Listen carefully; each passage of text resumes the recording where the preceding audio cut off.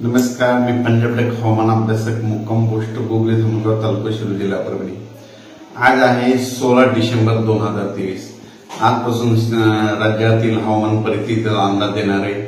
राज्यामध्ये म्हणजे आज आहे 16 डिसेंबर, 17, 18 आणि 19 डिसेंबर दरम्यान राज्यामध्ये ढगाळ वातावरण राहणार आहे, म्हणून हा अंदाज लक्षात घ्यायचा। राज्यात एकंदरीत परिस्थिती बघितली तर राज्यात ह्या 3 दिवस म्हणजे 16, 17, 18, 19 पर्यंत राज्यभर ढगाळ वातावरण राहणार आहे। त्यातली त्यात जास्त बघितलं तर सोलापूर जिल्हा, लातूर जिल्हा, परभणी, बीड, संभाजीनगर, नगर जिल्ह्यात, पुणे त्या भागात जास्त ढगाळ वातावरण राहणार आहे, म्हणून हा अंदाज लक्षात घ्यायचा। पण राज्यामध्ये सोलापूर जिल्ह्यात काही ठिकाणी, तुरळक ठिकाणी सोलापूर जिल्ह्यात पाऊस पडणार आहे। सर्वदूर सोलापूर जिल्ह्यात पाऊस पडणार नाही, म्हणून हा अंदाज लक्षात घ्यायचा।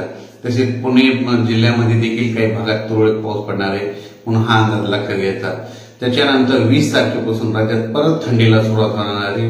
20 डिसेंबर पासून परत राज्यात थंडीला सुरुवात होणार आहे, म्हणून हा अंदाज लक्षात घ्यायचा। पण राज्यामध्ये आता 3 दिवस म्हणजे आजपासूनच म्हणजे आज 4च्या नंतरच एकदम ढगाळ वातावरण राहणार आहे, म्हणून हे अंदाज लक्षात घ्यायचा।